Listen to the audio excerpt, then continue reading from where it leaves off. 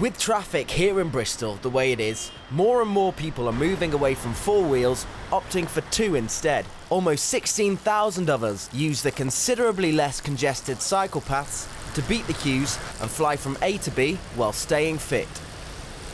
So if you're like one of those people that wants to swap four wheels for two this January, then I've come down to Rollquick on Gloucester Road where Dan is here to teach us how to pick the right bike for you. So what are the first things that people sort of ask you when they come to pick their first bike?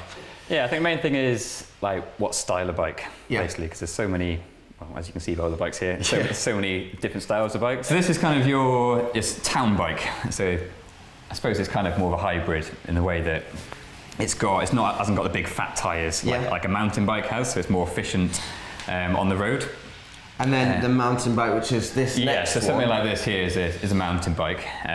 So it's more designed for off-road. So I don't usually point people in that direction to go for mountain bikes, just because they are designed for off-road. Mountain bikes, I say, it's more for people who say go into like Ashton Court, that sort of thing, and like going off-road, but also for people that some people, if they're just starting off in cycling, it can be a good option to go for mountain bike because they've got wider tyres. If this is the racer bike, this is the bike that someone would buy if they want to cycle round town, use it instead of a car. That's it, yeah. So in terms of efficiency, if you, for example, went on Google Maps to say I want to go from A to B in a car, and you got the bike option, pretty much all the time in Bristol it's faster to go by bike. Oh right, yeah, obviously, because all the traffic. The traffic is just awful, and I think that's why it's so popular cycling in Bristol. If I wanted to start with my first racer bike to take me to work every day, what sort of money would I be expected to pay? Yeah, well, I generally start at £130, but for a basic bike,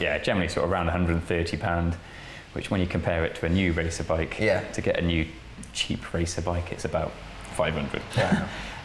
So that kind of gets you going, and then people will generally upgrade their bikes. Like I'll get hold of them some better wheels, for example, or better tyres. It's the way a lot of people go. Sort of with the hybrid bike, who goes for a hybrid bike and how much are they going to spend on one? So this one, for example, is 170. So basically with this, it's kind of a lot about style, to be honest. They're pretty bikes, they're fun to ride, you can get your shopping in there. Not as good for the hills, but for people who are just kind of like, they want a bike just to go to the shops or just pottering about on the weekend, and these are nice comfortable bikes to ride, and easy to get around. So mountain bikes, basically the mountain bikes, they start from £70, and then obviously again prices go up from there, and then it's more for people that want to do a bit more off-roading or want something a bit more flexible, so they can do the whole mix of terrains and not just stick to road, basically. What would you suggest people get as well as bikes? Obviously you need to be visible when you cycle, especially when the nights are dark. So obviously with lights, that's the legal requirement at night, so having the lights there, so they're there to be seen. A lot of people think they're there to make a beam, but you don't need a whole beam in the city. No. They're just there to be seen. Reflective gear, you can go all out with the jacket. People love the covers to put on your bag, reflective strips. So the more reflective you are, the better, I suppose. But the lights is the main one. So basically, with that, it's kind of it's showing cars straight away that you're there. Cool. Thanks for that, Dan. That's right. And if you want to have a quick recap of all of those top tips that you need to think about when buying your first bike and how to stay safe on the roads, then here it is. A mountain bike will start at around £70.